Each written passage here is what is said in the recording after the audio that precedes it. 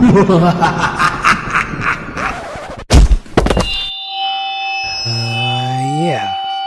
Sorry, folks. Our announcer guy couldn't handle all the camp from the movie that will be covered in this episode. But I'd like to formally introduce and welcome you all to the final installment of the spooky month lineup of reviews on the Pic-a-Flic podcast. I'm your host with the most, known as the Western Winner. I hope that this movie selection is bound to make you shiver with anticipation. The Rocky Horror Picture Show celebrates 50 years in Big 2025, and while the cult classic is revered today, it wasn't without its ups and downs. Here's a series of factoids and tidbits behind the film that I'll yap about for a bit. It initially started out as a musical in the West End simply titled The Rocky Horror Show. The brainchild of this production is one Mr. Richard O'Brien, who would also portray the character of Riff Raff. O'Brien, who was at the time seeking work as an actor, wanted to blend his influences of sci-fi and B-horror films with 50s rock and roll, which eventually was combined with the campy glam rock sensibilities of the 70s, and thus the production set sail. The London production, which premiered in 1973, was an instant success and would run for up to 7 years across different venues. The show would soon transfer over to the US the following year, premiering at the Roxy Theater in Los Angeles. That also was a success and ran for 9 months. The cast recording, which I highly recommend you check out, also yielded a Grammy nomination for Best Musical Theater Album. When you have this much success for a musical, the next logical step is Well, hold off on that. In this timeline, the following step was the film adaptation. Assistance came from Australian filmmaker Jim Sherman, who took on director duties after previously directing the London production, as well as producer Lou Adler, who had a hand in the Los Angeles production and subsequent cast album. With a meager budget of $1.5 million, which would cost roughly $9.5 million in today's inflation, shutdown notwithstanding, the production crew reused a few set pieces and costumes from previous productions of Rocky, as well as some indie B-horror movies. Additionally, a good chunk of the film cast appeared in past productions. Of course, the one and only Tim Curry portrayed mad scientist Dr. Frankenfurter in both US and UK productions, while Richard O'Brien, Patricia Quinn, Nell Campbell, and Jonathan Adams originated the roles of Riff Raff, Magenta, Columbia, and the criminologist in London. Of the four, only O'Brien would reprise this role on Broadway. Meanwhile, in the American production, up-and-coming rock and roll sensation Meat Loaf portrayed dual roles of both Eddie and Dr. Scott, but would sadly only play the former in the film, while the aforementioned Adams would play the latter character. This leaves 4 other newcomers who did not originate their characters in the film. Peter Henwood, Amato, would play the titular character of Rocky, while Charles Gray would take on the criminologist part, even though Vincent Price was initially considered for the role.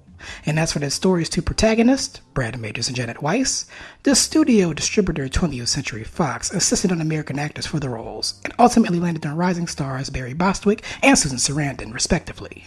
Filming took place at Bray Studios in the Oakley Court Mansion in late 1974, and while the latter location was a beautiful place, the interior conditions were not so good.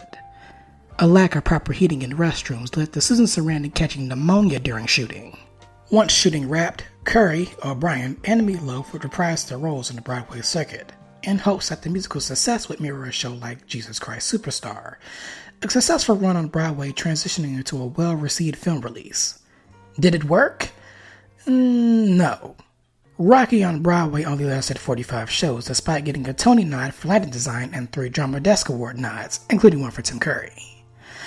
The film was soon released in the summer of '75, premiering at the Rialto in London and the UA Westwood Theater in Los Angeles. While performing moderately in both locations, other screenings in the US drew relatively small crowds and ultimately was reviewed from their respective screenings. Plus, an opening night screening on Halloween in New York was axed. To make matters worse, critics didn't pay the film any money at the time of its release. So, Fox tries to re-release Rocky as a double feature alongside Brian De Palma's Phantom of the Paradise, another similar horror-themed rock musical met with middling critical reception and box office returns, and this too also led to small audience traction.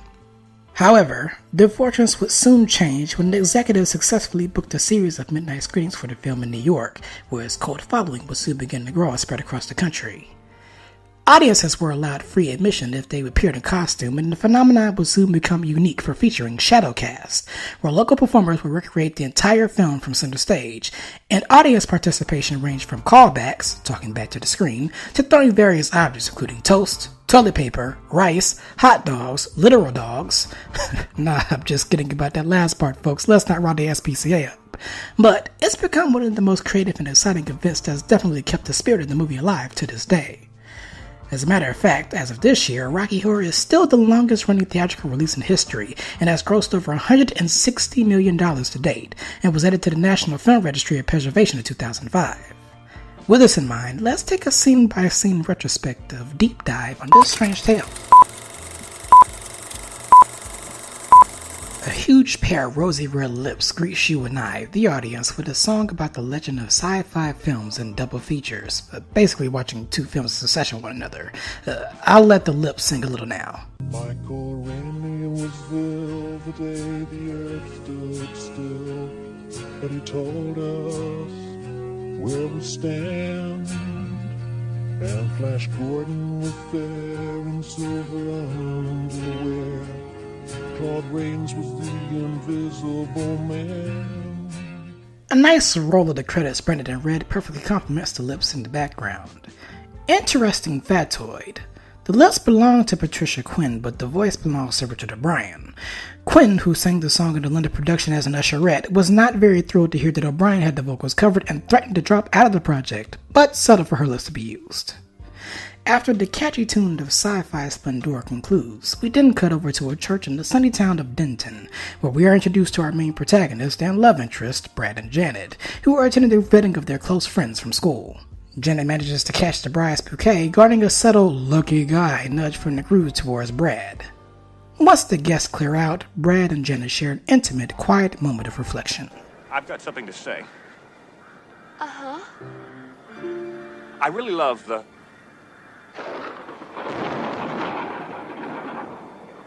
skillful way you beat the other girls to the bride's bouquet. Which turns into an engagement prompt in another musical number. Damn it, Janet. The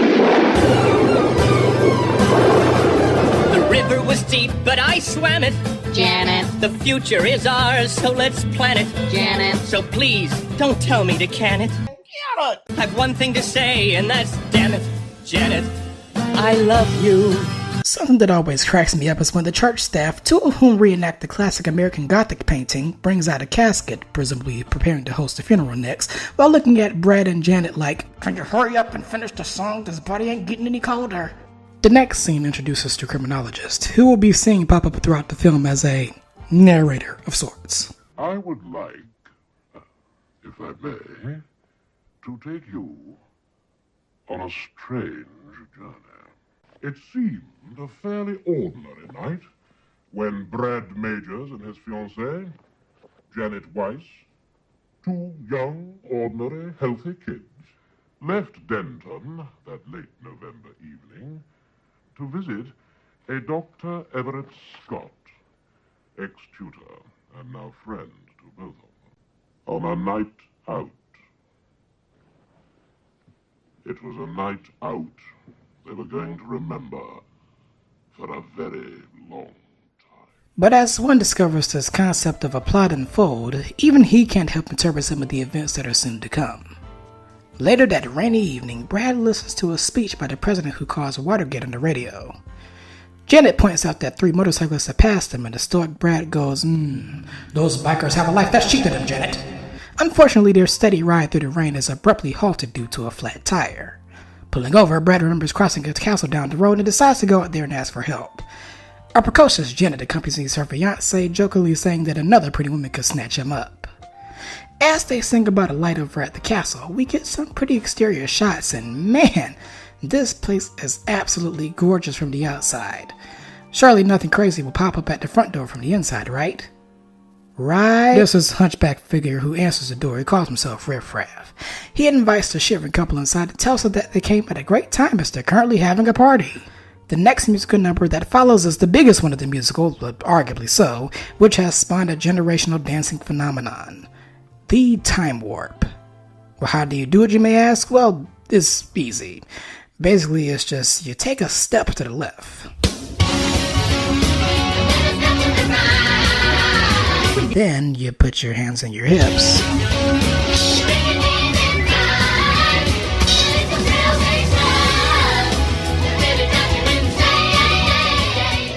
And so on and so forth. It's such a fun little number that precedes a scene that introduces one of the biggest characters of the movie. Brad, please, let's get out of here. For God's sake, keep a grip on yourself, Janet. But it seems so unhealthy here. It's just a party, Janet. Well, I want to go.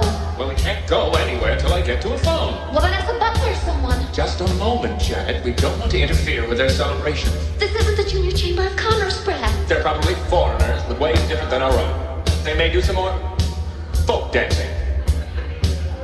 Look, I'm cold, I'm wet, and I'm just plain scared. I'm here. There's nothing to worry about. Dr. Frank Infurter, showcasing the amazing film debut of one Mr. Tim Curry. What can you say about the sweet transvestite from transsexual Transylvania? He is charming, devilishly attractive, and unabashedly sensual. But underneath the glittering corsets is an antagonistic facade that slowly starts to unveil itself as the film goes on. The first hit at villain tendencies is when he breaks the fourth wall and says, Well, you got caught with a flat world. How about that? So was he the one who gave Brad and Janet that flat deliberately? It does click when you look back at the wedding scene and realize that Frank and his crew are the preacher and church staff in disguise. Also, his cadence of this line, But maybe the rain is really to blame. gives off a preacher vibe. Masterful gambit, sir. After inviting the terrified couple up to his lab to see the unveiling of his latest creation, the charismatic doctor books it back onto the elevator to a standing ovation from the Transylvania Legion. Meanwhile, Riff Raff and company proceed to strap Brad and Janet down to their underwear before transporting them to Frank's lab. During the ride up, Janet asks Riff Raff, Frank, I mean, is he your husband? The master is not yet married, nor do I think he ever will be. We are simply his servant. When they arrive upstairs, the vibe is immediately tense and uncomfortable for protags. I mean, a crowd of people staring at your half-naked bodies and no sign of Ashton Kutcher to tell you that you're unpunked. Understandably a rough time. However, Dr. Furter moves in with the quickness to interact with the duo to ease their tensions. I will entertain, Brad Majors, this is my fiancée, Janet Weiss. Weiss. Weiss? Enchanté. While Janet vibes with the doctor rather instinctively, Brad is shaken but not yet stirred by his flirtatious, charismatic personality. It's not often we receive visitors here, let alone offer them hospitality. Hospitality? All we wanted to do was to use your telephone, goddammit, a reasonable request which you've chosen to ignore. God, don't be ungrateful. Ungrateful? How forceful you are, Brad. Such a perfect specimen of manhood. So dominant. Riff Raff then interrupts us to remind the doctor of his presentation. Frederick eventually takes center stage to address his guest and speak about his latest project. Tonight, my unconventional conventionists, you are to witness a new breakthrough in biochemical research. And paradise is to be managed. It was strange the way it happened. Suddenly, you hit a break. All the pieces seemed to fit into place. The answer was there all the time. It took a small accident to make it happen. An accident! And that's how I discovered the secret. That elusive ingredient. That spark that is the breath of life. I have that knowledge. I know the secret. To life itself. After his servants assist him giving him that spark with a couple of trippy rainbow effects, Rocky is officially born, and almost immediately Riff Raff starts fucking with him by adjusting the levers, but Fredder is able to get him down. Afterwards, a lust-hungry Frank chases his creation around the lab, and once he catches up to him, he chastises him. Really? That's no way to behave on your first day out. But sir, he was just born a mere minutes ago, and he is unaware that he's practically a glorified hunky sex doll for your pleasure. 100 points on the villain meter, please. However, the power of Rocky's abs are able to calm down his unhinged creator as he launches into another musical number about keeping his creation fit. And something about making a man, of course. A weakling weighing 98 pounds will get sand in his face when kicked to the ground. And soon in the gym, with a determined chin, the sweat from his pores as he works for his cause. Another humorous fourth wall break from Frank aside, can we all agree that Rocky's dumbbells would make for some fire candy canes? Granted, it would probably be expensive in this economy, but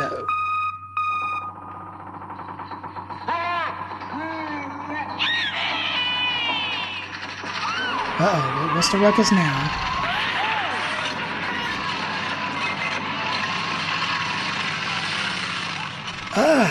It must be the arrival of the beloved dinner meal Meatloaf, who rightly steals the show for a few minutes in the role of leather-clad biker boy Eddie, a romantic interest to both Frank and Columbia. More info on him down the line, but let's just say that he is very crucial to how Rocky was conceived. But he turns into Toon Hot Patootie, aka whatever happened to Saturday Night, which gets everybody grooving, even a supposedly annoyed Frank in the background.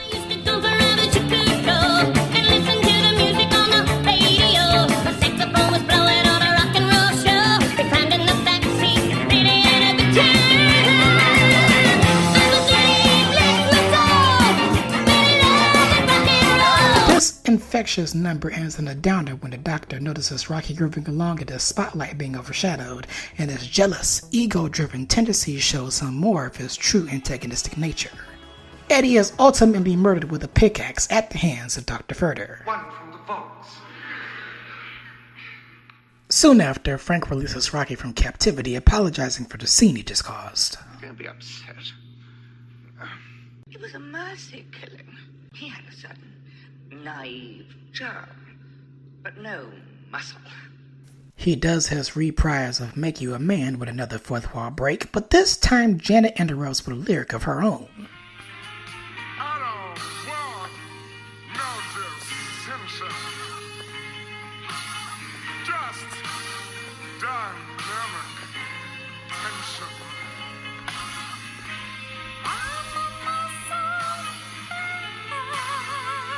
What? A rather nice contrast to what she said to Frank earlier after Rocky was unveiled. Well, Brad and Janet, what do you think of him? Well, I don't like men with too many muscles. I didn't make him for you. Again, this is yet another funny scene. We look at the facial expressions of the other characters, between Frank's genuine surprise to Brad's disbelief to Magenta rolling her eyes, just naturally funny things. The number ends with Frank and his creation retiring to the bedroom for a personal entanglement. The night goes on and the Transylvanians take off for the night, and Brad and Janet are escorted to separate bedrooms. Now this is when Exhibit C continues for the Doctor's antagonistic behavior. Manipulation. Now word to the wise, or not so wise, don't do any of what transpires next. Brad joins Janet in her room to comfort her, only for it to be Frank in disguise. I'm afraid so, Janet. But isn't it nice? Oh, you beast! You monster! Oh, what have you done with Brad? Well, nothing. Why do you think I should? You tricked me! I wouldn't have! I've never, ever... Yes, I know. But it isn't all bad, is it?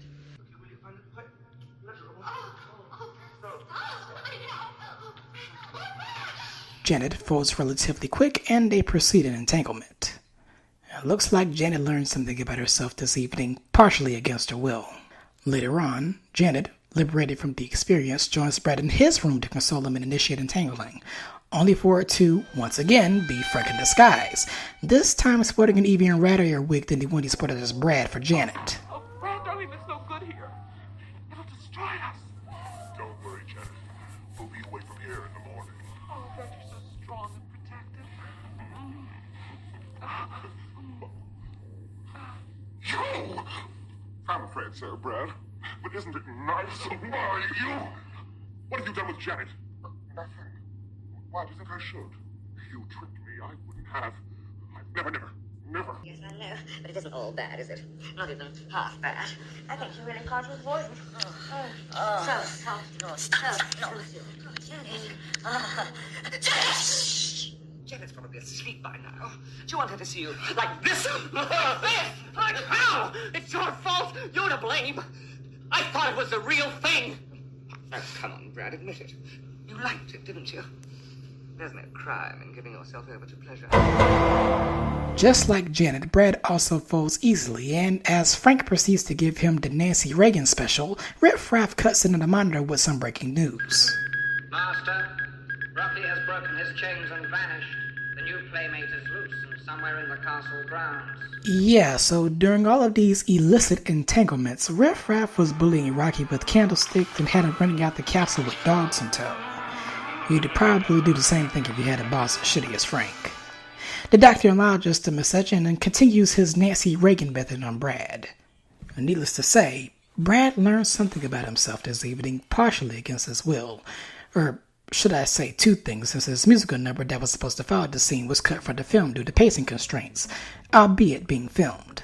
Later, a concerned Janet runs to the lab cameras to find out Brad's whereabouts, only to discover him smoking a cig after doing the devil's tango with Furter. She bursts into tears only to stop when she hears faint sobbing in the background. These sobs belong to a devastated Rocky, bruised and dirty from his chase. Janet offers to patch him up when the temptations of her liberating experience from earlier leads into more untangling in the musical number, all the while Magenta and Columbia watching a television monitor in another room. I've got an itch to scratch. I need assistance. Touch me. I wanna be dirty. Really, truly fulfill me. Did you want the night? After a series of entanglements, the night proceeds to unravel even further when an angry Frank beats on Riff Raff for letting Rocky free. He demands for Riff to find Rocky, but the hunchback man announces that a visitor is at their front door. One Dr. Everett Von Scott, Brad and Janet's former science teacher who they were planning to pay a visit to. Before the flat tire, of course. Brad acknowledges that he knows him, and Riff Raff nearly slips out info on their actual Transylvanian origins. Frank clearly has some history with Dr. Scott, like a rival scientist of sorts, and probes, probably poor choice of words, Brad for more information on his connection with the doctor. Hey, Scotty! Dr. Everett Scott. You know this earthling, this person. I most certainly do. So this wasn't simply a chance meeting. You came here with a purpose. I told you my car broke down. I was telling the truth. I know what you told me, Brad. But this Dr. Everett Scott, his name is not unknown to me. He was a science teacher at Denton High School. And now he works for your government, doesn't he, Brad? He's attached to the Bureau of Investigation of that which you call Oh, you're not right, Brad. He might be. Feeling unsatisfied with the information, Frank uses some of his fancy magnet tech to bring Dr. Scott directly to them. After some goofy strolling through several rooms, Dr. Scott enters the scene by crashing through a brick wall. Now behind the scenes, the set designers forgot to put up an extra door for the lab, so they just chose a brick wall. With a hell of an interest if I say so myself. Brad and Dr. Scott exchange pleasantries, which is abruptly broken up by Frank, who says that whatever plans that they may have up their sleeves that can affect their operations are to be nixed. Dr. Scott reveals that he is Eddie's uncle, which greatly shocks Frank, and apparently wakes up Janet and Rocky, who are caught in their kerfuffle. Janet! Dr. Scott! Janet! Brad! Rook! Janet! Dr. Scott! Janet! Brad! Rook! Janet! Dr. Scott! Janet! Brad! Rook!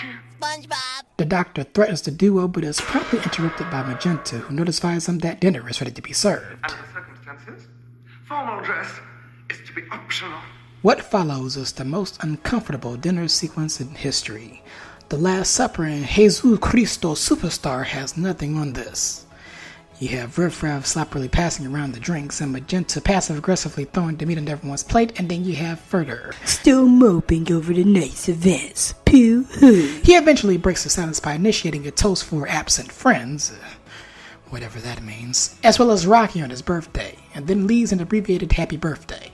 Dr. Scott brings the convo back onto the topic of Eddie once again, making a distressed Columbia leave the table after putting two and two together. Scott also was the only other character outside of Furter to directly break the fourth wall. He was in with a bad crowd, but it was worse than I imagined. More back and forth bickering between the two scientists proceed before Dr. Scott sings a catchy tune about his beloved, yet troubled, nephew. From the day he was born, he was troubled. He was the thorn in his mother's side. A burning question that I have is this. Who was the person that sent the deceased Eddie's letter to Dr. Scott?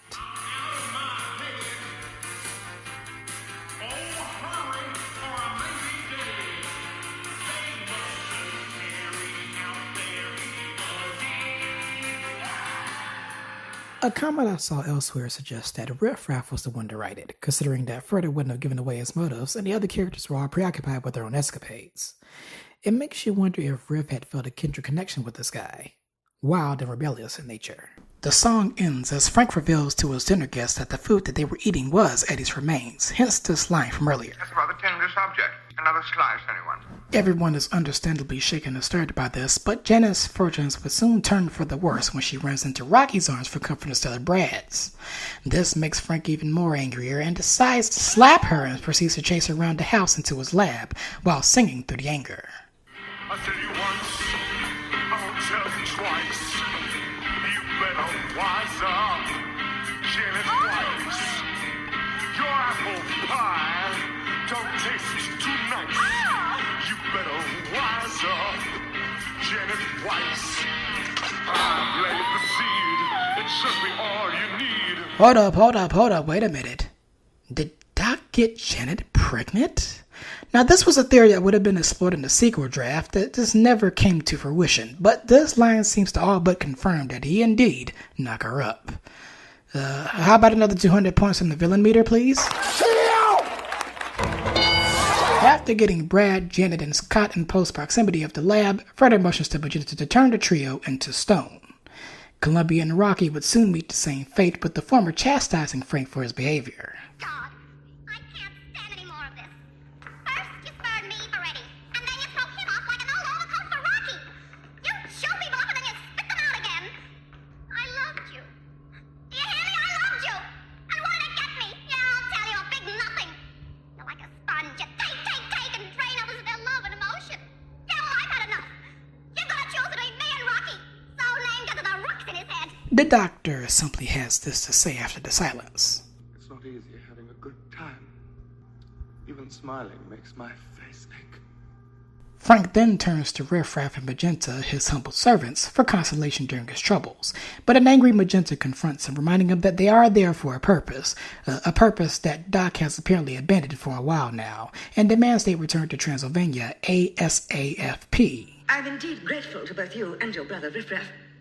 You have both served me well. Loyalty such as yours shall not go unrewarded. You will discover that when the mood takes me... What we saw earlier was all of his moods. I don't think anyone wants a part of that. I can be quite generous. I asked for nothing. Nothing. And you shall receive it. Frank, keeping his plans at stride, tells the two to prepare a floor show, starring all 5 of the stoned individuals. The 2 siblings celebrate as their own plans seem to be kicking up a storm as well. Did I mention that they have a borderline incestuous relationship going on? Well, now you know. So, by some extraordinary coincidence, fate, it seemed, had decided that Brad and Janet should keep that appointment with their friend, Dr. Everett Scott.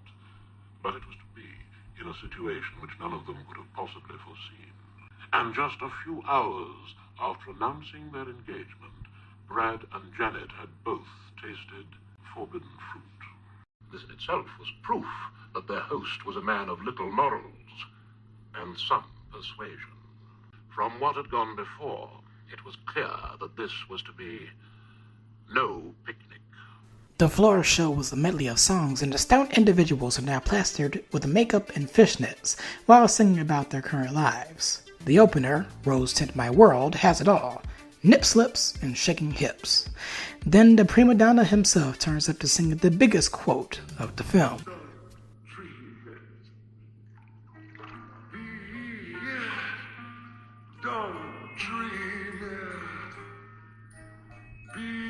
And an orgy appears to break out in the swimming pool while Dr. Scott, the only one left out of the performance, breaks out of the stone spell and laments about his state of mind. We've got to get out of this trap before this decadence saps our wings. I've got to be strong and try to hang on, or else my mind may well snap But on the bright side, his legs work again, so, it's a Christmas miracle. He joins the ensemble for the next number, which would be their final as Riff Raff and Magenta in new space-themed attire interrupt the proceedings, announcing to Frank that his mission is a failure and that he'll be taken back to Transylvania by force as a prisoner. So, more behind-the-scenes information. Susan Sarandon accidentally inflicted pain on two of her co-stars during this medley. Firstly, she steps on Barry Bostwick's foot in an unintentional way of getting back at him for accidentally slamming her hand during the dinner scene earlier. She also accidentally kicked Tim Curry and his Chaos Emeralds in the pool, so he also has a brief visceral reaction of pain and shock. In a final desperate bid for control, Frank sings a somber number about going home after all he's been through.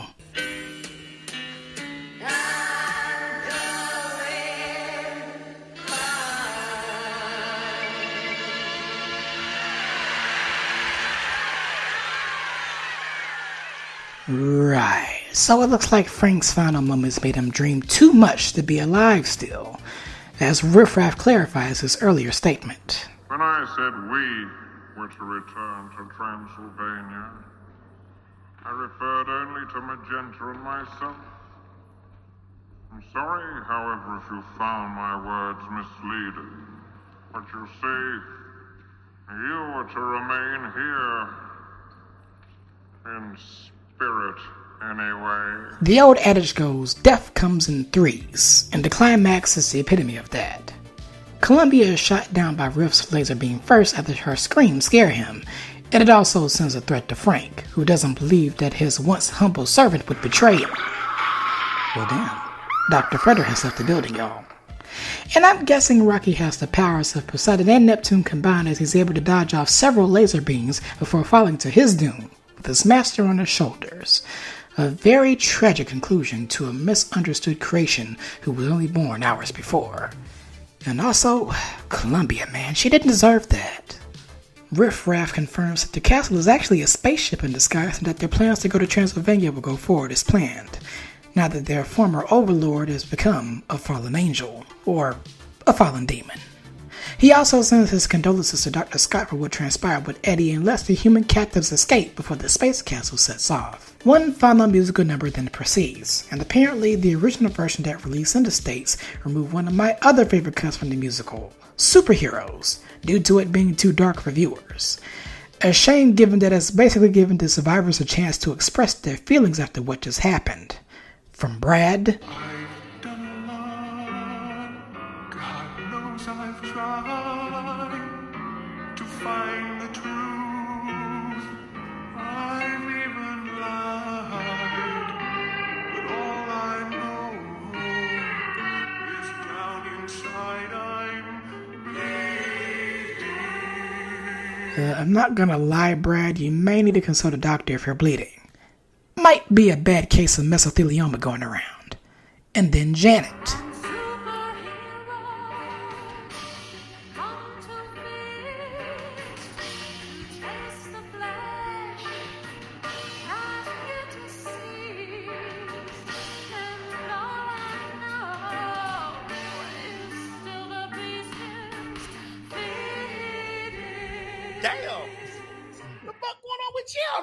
The criminologist returns to drop the final lines of the film, a perfect line reading from Charles Gray. And crawling on the planet's face, some insects called the human race, lost in time, lost in space, and meaning.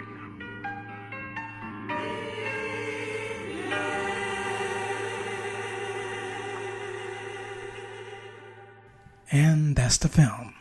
Did it leave me bewildered after the first time I watched it and low-key and the other time I watched the movie in full outside of the musical performances? Well, yes. But did I have a fun time watching it? Absolutely. The musical genre as a whole can be hit or miss for me, but when it hits, it hits. Rocky Horror transports you to this world of camp, over-the-top, queer-coded glitz and glamour and keeps us grounded until the final moments. On paper, none of this should work. But the way that the actors give their all into this, and the crew really set up in a unique aesthetic and backdrop, really makes things click. Literally, everyone involved gave 500% to this. Now on the Pic-a-Flic rating scale, if we were going off of cutthroat style focus on a nonsensical story, this probably would be a 3 out of 5 on a good day. But, based off the vibes and overall entertainment value, I'd give this 4 out of 5 popcorn buckets. Again, it may not resonate for all, and that's fine, but for me it did. The affirmation elements just makes this a fun watch that'll probably live on as its own thing, even as I'm gone from this earth. And probably you too. Next up on the podcast will most likely be another oldie movie review, and this December is due to feature a relatively stacked lineup. So, stay tuned. If you want to be in the know for when new episodes are out, make sure you subscribe to the podcast if you listen to said shows, and tell a friend to tell another friend who knows another friend down the road to check out the pod. All support and feedback is appreciated. If you're listening on YouTube and you enjoyed this episode, make sure you smash the like button, comment, subscribe, you know the drill. And also, if you want to follow us on social media, we can be found on Twitter, Instagram, and TikTok under the username handle at Pic-a-Flic. That is at PICAFLICPOD. If review logging is your thing, then you may be familiar with Letterboxd, where you also can find non-audio exclusive reviews that I do under the aforementioned Pic-a-Flic Pod username. So be sure to follow me there for you to this platform. Once again, thank you all for tuning in, and as always, until the next one, this is the Western Wonder, signing out. Peace in the Middle East. Bye, have a great time.